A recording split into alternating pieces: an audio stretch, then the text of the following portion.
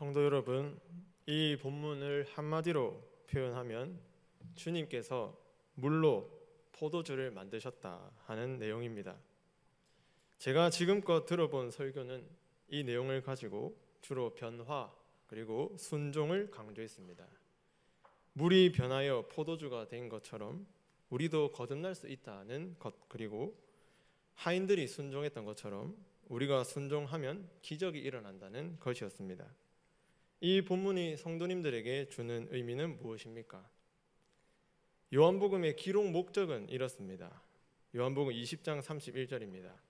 오직 이것을 기록함은 너희로 예수께서 하나님의 아들 그리스도이심을 믿게 하려 함이요 또 너희로 믿고 그 이름을 힘입어 생명을 얻게 하려 함이라. 기록 목적은 두 가지입니다. 이 이야기를 기록한 목적은 먼저 예수께서 하나님의 아들로 믿게 하는 것이고, 두 번째로는 믿은 후에 생명을 얻게 하는 것입니다. 제가 만약에 여기 있는 이 강대상의 물로 포도주를 만든다고 한번 생각해 보십시오. 성도님들께서는 저를 보시면서 저 사람은 하나님의 아들이다 하고 믿을 수 있겠습니까? 그런 저를 보면서 영생을 얻는다는 확신을 가질 수 있겠습니까? 저 사람은 능력 있는 목사라고 볼 수는 있겠지만 제가 하나님의 아들이며 영생을 얻는다는 확신은 가질 수 없을 것입니다. 왜냐하면 저는 그런 사람이 아니기 때문입니다. 적어도 예수께서 이 표적을 보여주신 목적은 두 가지입니다. 독자들로 하여금 이 기적을 행한 분이 하나님의 아들이심을 믿고 영생을 얻는 것입니다. 오늘 본문에도 이 목적이 분명히 나타나 있습니다. 11절에 보면 예수께서 이 첫 표적을 갈릴리 가나에서 행하여 그의 영광을 나타내심에 제자들이 그를 믿으니라. 이 표적을 통해서 예수께서 자기의 영광, 즉 내가 하나님의 아들이다 하는 것을 나타내셨고, 그것을 보면서 제자들은 그리스도를 믿어 영생을 얻게 되었습니다.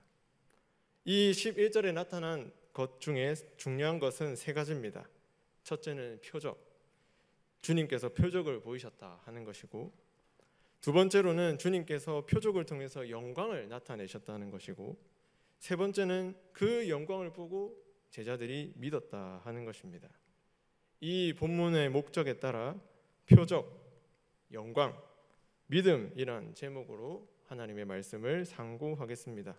이 표적에 나타난 예수 그리스도의 영광을 오늘 성도님들께서도 보시고 그분을 믿어 이 현세에서 생명 누리시기를 간절히 축복합니다.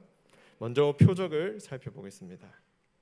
본문은 물로 포도주를 만든 사건을 한마디로 표현하는데 11절에 보면 예수께서 이 첫 표적을 갈릴리 가나에서 행했다 하는 내용입니다. 이 이야기가 표적이라는 것이죠. 표적과 기적은 다른 개념입니다. 기적을 행하면 그 사람의 능력에 주목하지만 표적은 영적 실체입니다. 하나님의 뜻이 담겨 있습니다. 예를 들어서 주님께서 오병이어로 5,000명을 먹이셨습니다. 표적이죠. 그런데 그 주님과 함께 있던 무리들은 그것을 기적으로 여겼습니다. 주님의 능력에 주목했습니다. 떡을 먹고 배부르니 다 주님을 떠났습니다. 그런데 그것은 표적이었죠. 어떤 표적입니까? 어떤 하나님의 계시가 있습니까? 바로 오병이어로 5,000명을 먹이시는 그분이 구약에 약속된 참된 목자다 하는 것입니다. 그러니까 표적에는 영적 실체이자 하나님의 계시가 담겨 있습니다. 이런 점에서 오늘 본문은 단순한 기적, 예수님이 물을 포도주로 바꾸신 그 기적을 보여주는 게 아니라 표적입니다. 영적 실체이고 하나님의 계시가 담겨 있습니다. 이런 점에서 이 표적은 예수께서 어떤 분이신가 하는 것을 드러냅니다. 하나님의 비밀이 이 표적을 통해 나타나고 있습니다. 표적이 중요한 게 아닙니다. 표적은 수단에 불과합니다. 하나님께서 이 표적을 통해 그 당시 백성들에게 하나님의 계시를 전달하시는 것이죠. 요한복음에는 7가지의 표적이 나타납니다. 그런데 오늘 본문은 첫 번째 표적입니다. 오늘 본문은 1장의 내용과 연결됩니다. 요한복음 1장 50절에 보면 내가 너를 무화과나무 아래에서 보았다 함으로 믿느냐 이보다 더 큰 일을 보리라. 주님께서 나다나엘이라는 제자를 부르실 때 하신 말씀입니다. 주님의 말씀이 무엇입니까? 이보다 더 큰 일을 보리라. 그 더 큰 일을 갈릴리 가나에서 보이셨습니다. 자신의 영광을 나타내심으로 드러내셨습니다. 즉 예수께서 누구이신가, 어떤 분이신가를 드러내셨습니다. 표적을 통해 나타난 주님의 영광이 무엇입니까? 주님은 자기 자신의 영광을 드러내셨습니다. 이 영광이라는 말은 1장에 다시 한번 언급되는데 1장 14절입니다. 말씀이 육신이 되어 우리 가운데 거하심에 우리가 그의 영광을 보니 아버지의 독생자의 영광이요 은혜와 진리가 충만하더라. 주님께서 나타내신 그 영광은 아버지의 독생자의 영광입니다. 여기서 아버지의라는 말은 아버지로부터라는 뜻입니다. 주님이 나타내신 그 영광은 아버지께로부터 나온 영광이다 하는 것이죠. 그러니까 하나님의 영광이 예수님께 나타났고 예수님은 이 표적을 통해 하나님의 영광을 드러내고 계십니다. 그게 무엇입니까? 내가 바로 하나님의 아들이다 하는 것이죠. 나는 하나님의 아들이다 하는 것을 증언하시는 겁니다. 그래서 이 표적을 통해서 영광을 나타내시고 하나님의 아들됨의 영광을 나타내셨습니다. 이 표적을 보는 많은 사람들은 영생을 누리게 될 것입니다. 주님께서 표적으로 자신의 영광을 나타내셨다면, 표적이 계시의 수단이라면 오늘날 하나님께서는 우리에게 어떤 방식으로 자신의 영광을 드러내실까요? 그 영광을 믿어야 우리가 생명을 누릴 수 있습니다. 그 영광을 보아야 우리가 영생을 누릴 수 있습니다. 그런데 어떻게 볼 수 있을까요? 그 영광을 보기 위해 어떤 사람들은 표적을 구합니다. 하나님 기적을 보여주십시오. 그러면 믿겠습니다. 하나님 죽어가는 저 사람을 한번 고쳐주십시오. 그러면 내가 믿겠습니다. 하나님 나의 병을 고쳐주십시오. 그러면 내가 믿겠습니다. 그런데 하나님의 이 영광은 그러한 표적을 통해서 이제 나타나지 않습니다. 우리는 표적을 구할 필요가 없습니다. 예수님이기 때문에 표적을 행했지 우리는 표적을 구하면 안 되겠습니다.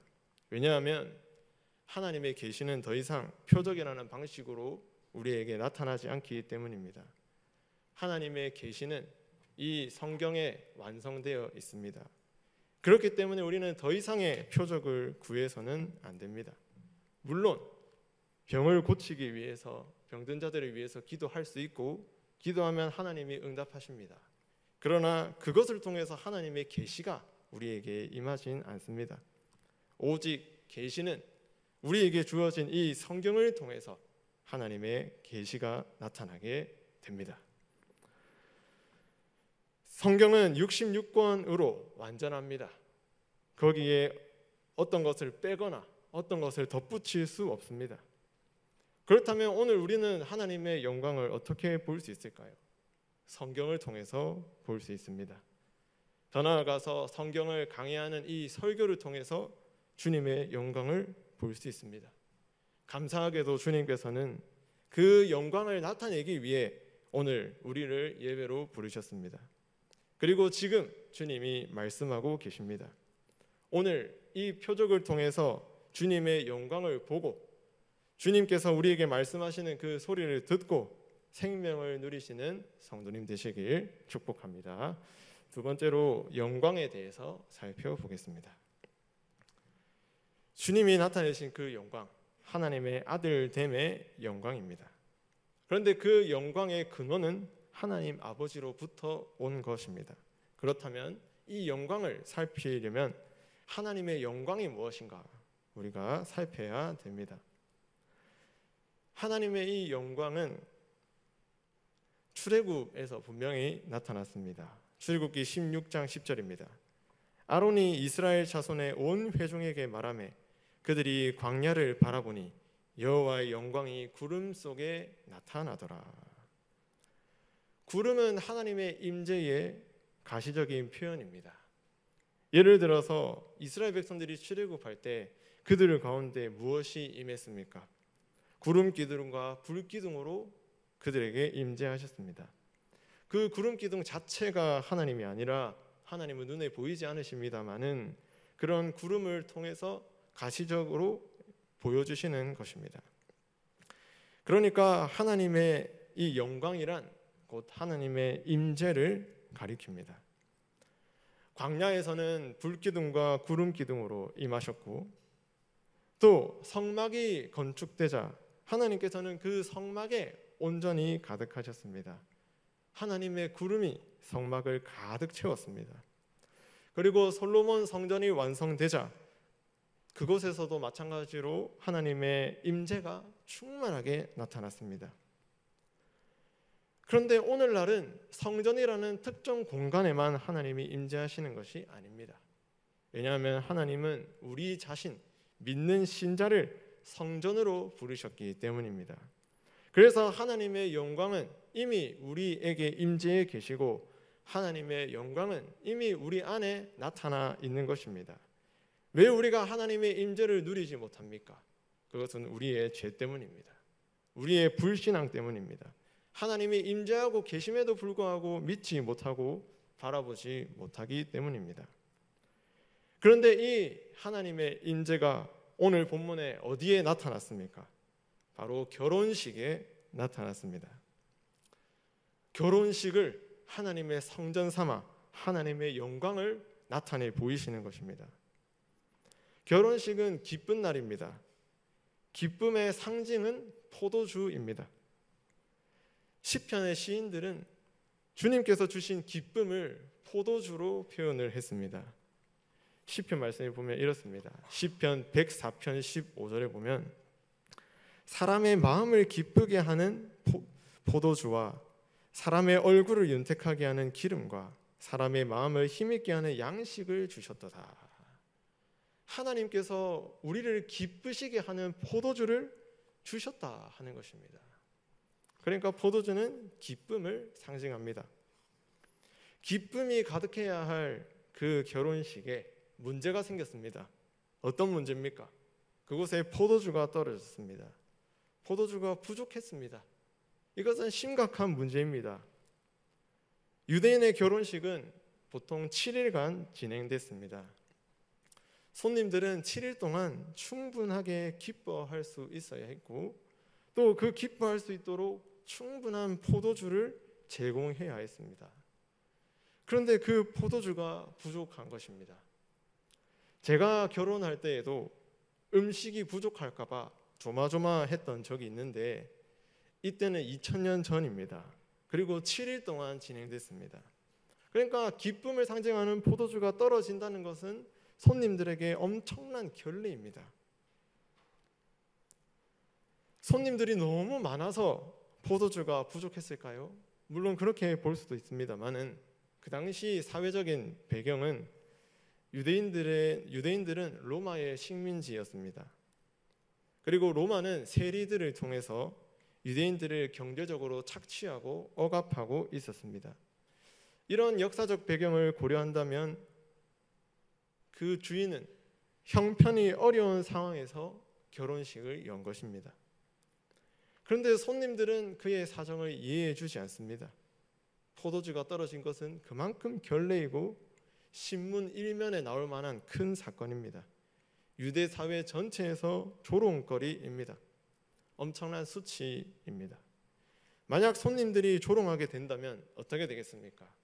그 결혼식은 파행될 것이고 두 부부의 결혼은 성사되지 못할 것입니다. 기쁘고 즐거웠고 축복이 넘쳐야 할 결혼식이 파행될 위기입니다.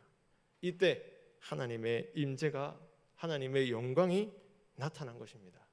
과연 하나님은 어떻게 역사하실까요? 1절에 보면 결혼식이 열린 시점은 사흘째 되던 날입니다.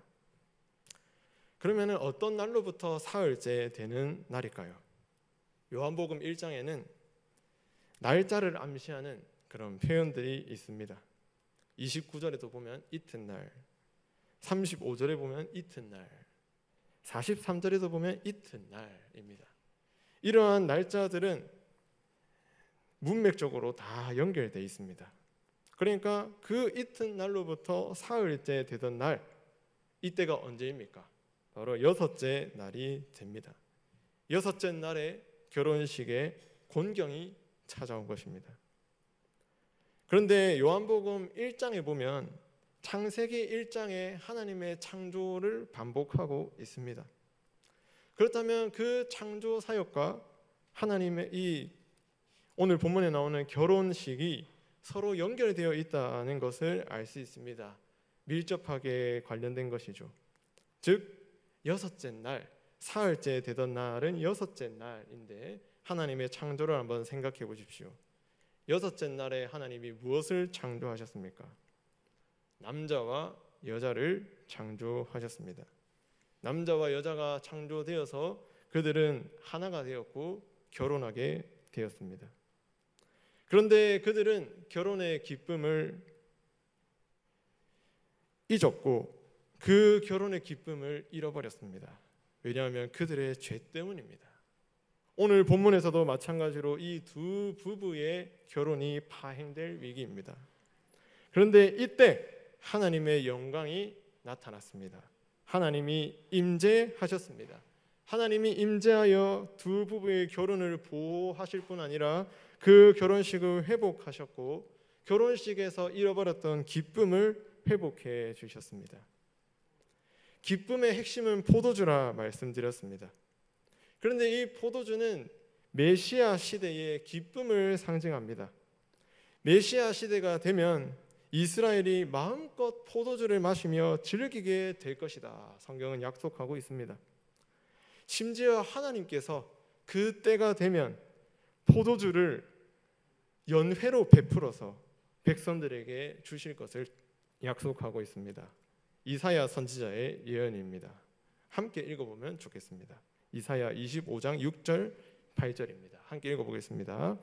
만군의 여호와께서 이 산에서 만민을 위하여 기름진 것과 오래 저장하였던 포도주로 연회를 베푸시리니 곧 골수가 가득한 기름진 것과 오래 저장하였던 맑은 포도주로 하실 것이며 이렇게 말씀하고 있습니다. 즉 이 포도주는 메시아 시대의 기쁨, 하나님이 베푸실 성대한 잔치를 가리킵니다. 주님께서는 메시아 시대가 되면 메시아를 통해 포도주로 연회를 베풀어 주실 것입니다. 그리고 백성들의 얼굴에서 눈물을 씻기시고 그 백성들의 수치를 온 천하에서 제거하시리라 약속하셨습니다. 로마의 압제 속에 유대인들은 힘들고 고된 나날을 보냈습니다. 경제적인 착취는 물론이고 그 로마의 강압 속에서 고난을 당했습니다. 그래서 유대인들은 메시아 시대에 일어날 하나님께서 베푸실 성대한 잔치를 기대했습니다. 그 잔치가 오기를 바랬습니다. 주님께서 회복하실 그 기쁨을 고대했습니다. 그런데 그 날이 지금 온 것입니다. 결혼식에 나타난 것입니다. 주님께서는 두세 통 드는 돌 항아리 6을 포도주로 가득하게 하셨습니다. 여기서 두세 통이란 말은 이 단위는 헬라어로 마르레테스라고 하는데 1마르레테스당 약 40리터 정도입니다. 그러니까 두세 통 드는 돌 항아리, 그러니까 2에서 3 마르레테스, 그러니까 약 한 100리터에서 120리터 정도 되는 항아리인데 그 항아리가 6개가 있었습니다. 그러니까 주님께서는 최소 600리터 정도의 포도주를 창조하시고 제조하신 것입니다. 이것이 무엇을 의미합니까?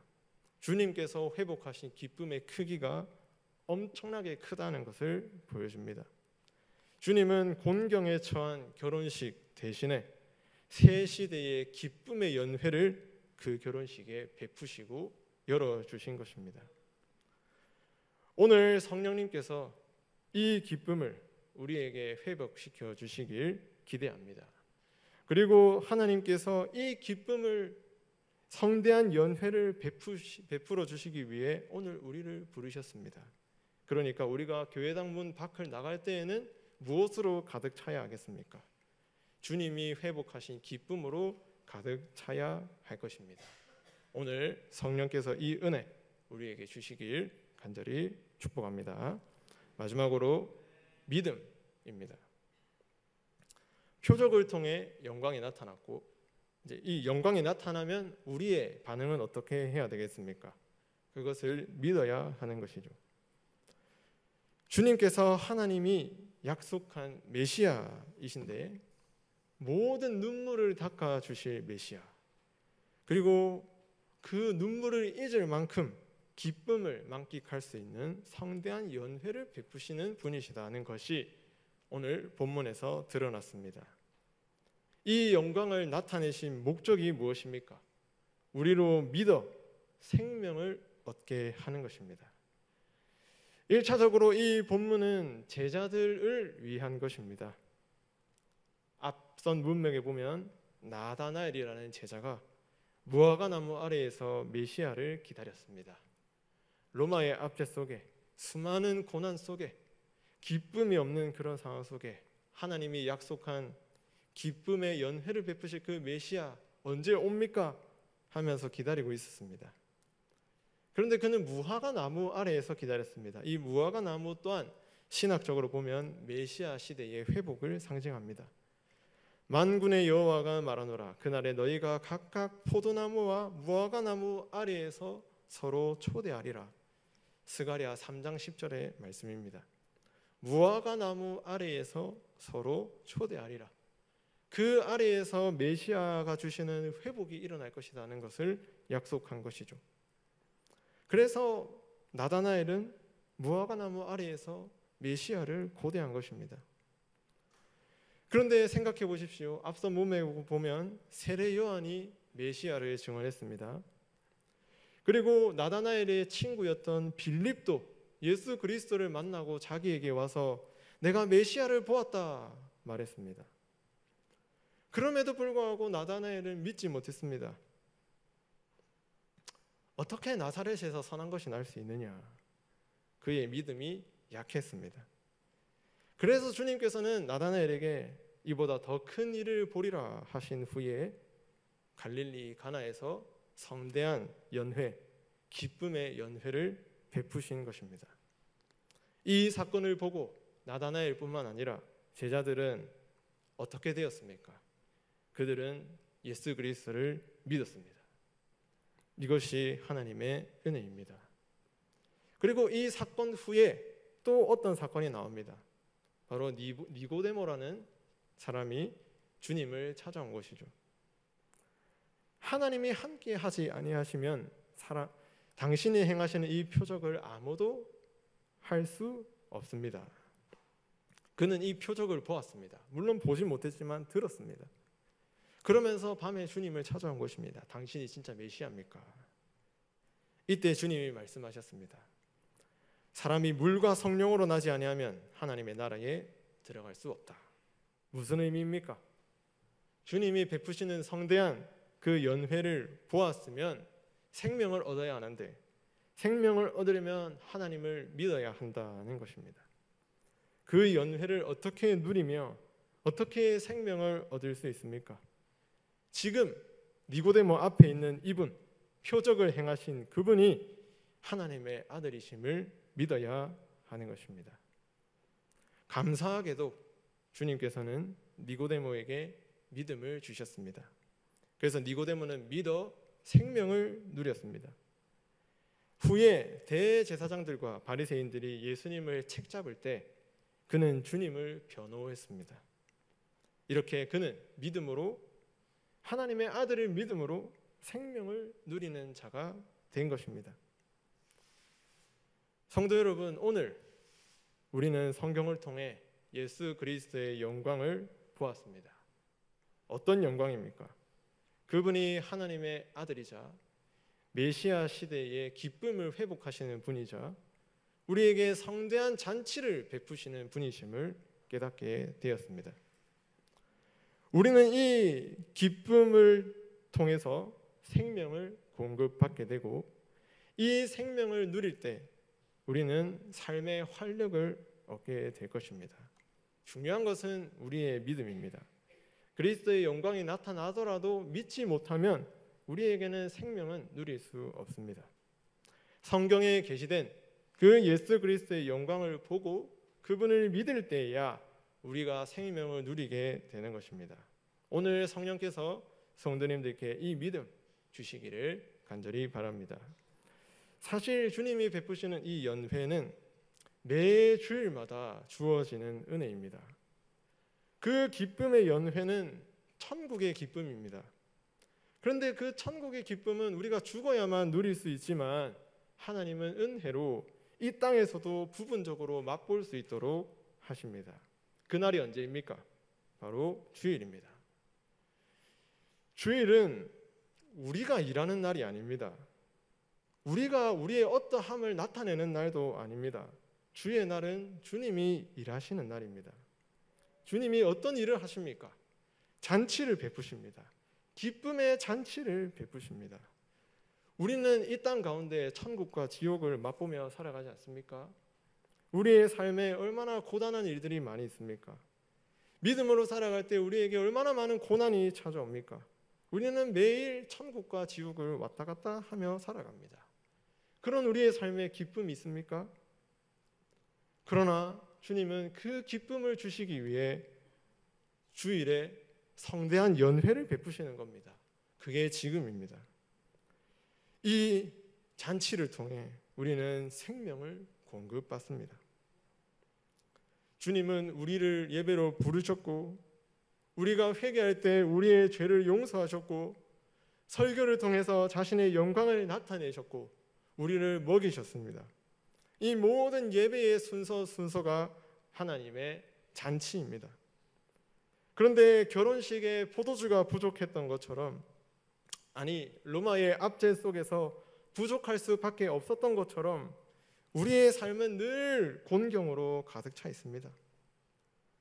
사회에서, 직장에서, 가정에서 조롱을 당합니다. 그런데 우리는 주일에 이 잔치에 참여했습니다. 왜 잔치로 나와왔습니까? 이곳에서 주님이 베푸실 은혜가 있기 때문입니다. 주님께서 결혼식의 기쁨을 회복하셨던 것처럼 곤경에 처한 우리의 기쁨을 회복하실 것입니다. 그러기 위해서는 우리에게 믿음이 필요합니다. 사실 주님은 우리에게 포도주가 아니라 예수 그리스도의 피를 주셨습니다. 우리가 성찬에서 먹고 마시는 그 포도주는 예수 그리스도의 피를 상징하지 않습니까? 사실 우리에게 필요한 것은 포도주가 아닙니다. 예수 그리스도의 보혈입니다. 그 피로 말미암아 우리의 죄 사함을 받고 그분의 피가 우리의 영원한 음료가 되어서 우리에게 기쁨을 주는 것입니다. 우리의 슬픔과 곤경을 바꾸셔서 기쁨을 주시는 것입니다. 이게 바로 표적입니다. 우리는 이 성경 속에서 이 표적을 보았습니다. 다시 이사야 25장으로 돌아가서 마지막으로 살펴보겠는데, 마지막 부분에 보면 이렇게 말씀합니다. 모든 얼굴에서 눈물을 씻기시며 자기 백성의 수치를 온 천하에서 제거하리라.